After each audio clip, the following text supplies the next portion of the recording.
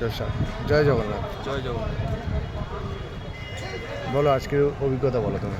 ভালো, সকাল সকাল যে দর্শনের ইচ্ছা ছিল দর্শন হলো। পুজো লাইন কম ছিল বাট ভিড় ছিল, সময় কম লাগলো বাট ভালো লাগলো। ওই 5:30 থেকে লাইন খুলে যায়, তাই তো 6টার মনে হয় মন্দির খুলে যায়, 6টার সময় মন্দির খুলে যায় আর 8টার মধ্যে বন্ধ হয়। আমরা 8টার আগেই পুজোকে দিয়ে দিয়েছি। তবে এই যে এটা যেটা নিয়েছি এটার তেমন কোনো প্রয়োজনীয়তা নয়, তবে নিতে পারে মানুষের ইচ্ছা জাগে যে হ্যাঁ প্রসাদ দেবো, তো নিতে পারে। এটা 250 টাকা করে নিয়েছি আমরা ইচ। তো 250 থেকে শুরু, 500 আছে, 1000 আছে, বেশি যত বেশি মানে ওটা ভোগের উপর ডিপেন্ড করে। সোনার থালি ভোগ আছে, অন্ন ভোগ আছে। সোনার থালি ভোগটা 1900 সামথিং, মানে ভেতরটা পুরোই চলছে টাকার খেলা। সাবধানে থাকবেন, কেননা এটা একটা বিশেষ, মানে সবাইকে অনুরোধ, কেন আসবেন মন ভরে ভক্তি করে দর্শন করুন, পুজোটা নিজের মন থেকে দিন, কিন্তু কোনো পান্ডাদের ধরে বা কোনো কিছু করলে আপনাদের টাকাই যাবে।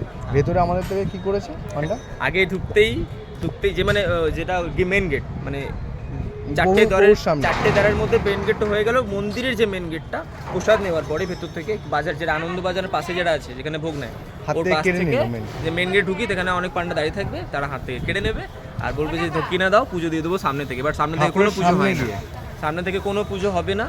শুধু 500-1000 টাকা দিলেই নাকি ওরা সামনে থেকে ভক্তি করে পুজো দেবে, বাট ওরকম কিছু ব্যাপার নেই।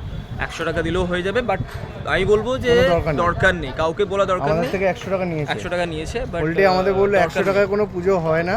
100 টাকা কোনো রকম পুজো হয় না, জাস্ট একটা তুলসী পাতা দিল, বলে 500 দিলে ঠাকুরের কাছে যাবে, নাহলে যাবে না, এরকম ওটা হয় না। 500 টাকা দিলেও কেউ ঠাকুরের কাছে নিয়ে যেতে পারবে না। তবে একটাই বক্তব্য যে আপনারা আসুন, ভক্তি করে দর্শন করুন, ভালোভাবে দর্শন করুন। একটু সকাল সকাল লাইন দেবেন, কোনো পান্ডা ধরার দরকার নেই, এখানে সম্পূর্ণ টাকা সবাই নিয়ে, টাকা ছাড়া কোনো কথা নেই।